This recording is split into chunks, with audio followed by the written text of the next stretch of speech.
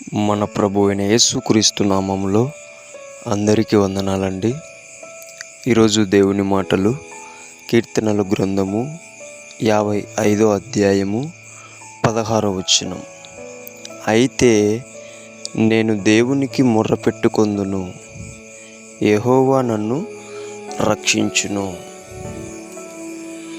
ప్రియమైన దేవుని బిడ్డలారా, దేవుడు ఈరోజు మనతో మాట్లాడుతున్న మాటలు, మనం ఏ సమయంలో ఆయనకు మొర్ర పెట్టినా ఆయన మనలను రక్షించేవాడుగా, కాపాడే దేవుడుగా మనకు కనిపిస్తూ ఉంటున్నాడు.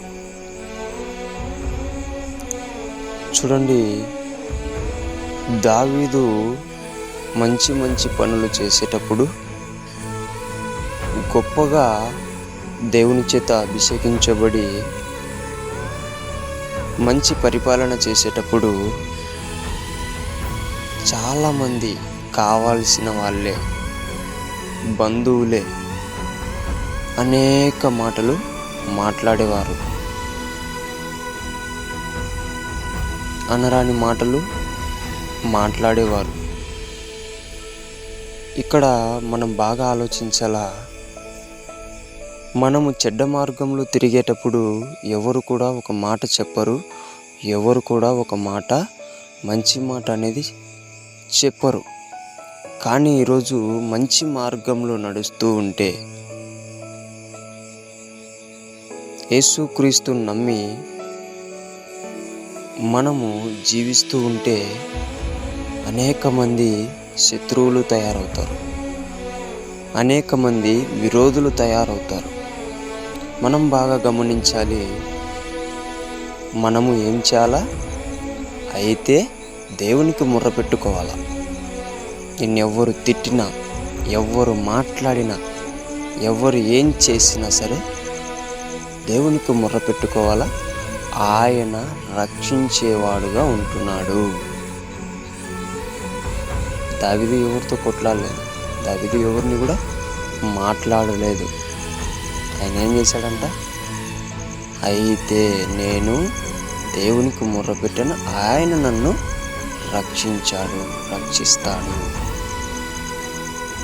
బాగా ఆలోచించాలి. మనం ఎవరితో కూడా వాదన పెట్టుకోకూడదు, ఎవరిని కూడా దూషించకూడదు, ముఖ్యంగా దేవుని మీద సనుగోకూడదు. ఎందుకంటే చాలామంది ఈ రోజుల్లో అనేక మంది మాట్లాడుతుంటే నాకెందుకు ఈ బాధ, నాకెందుకు ఈ కష్టం అని కురింగిపోతూ ఉంటారు.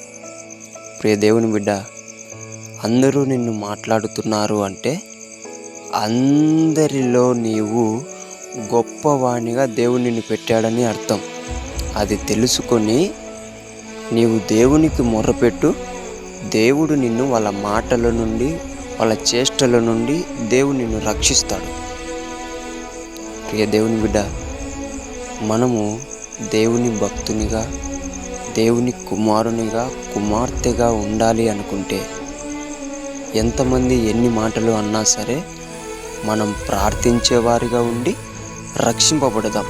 అంతేగాని దూషించేవారిగా, లోకంలో ఉన్నలాగా కొట్లాడేవారిగా ఉండి క్రీస్తు నామానికి అవమానం తెచ్చేవారిగా ఉండకూడదని దేవుని పేట మనవి చేసుకుంటున్నాను. దేవుడి మాటను దీవించునుగాక. ప్రార్థించుకుందాం. యేసయ్యా, నీకు వందనాలు, స్తోత్రాలు నాయనా. మమ్మల్ని ఎంతమంది ఎన్ని మాటలు అనినప్పటికీ దావీదులాగా నీకు మొర్ర పెట్టుకొని మేము రక్షింపబడే బిడ్డలుగా మాత్రమే ఉంటాం ప్రభువా.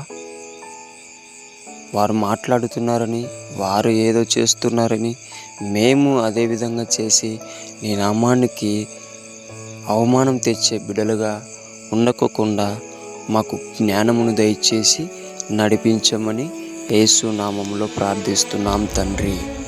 ఆమేన్.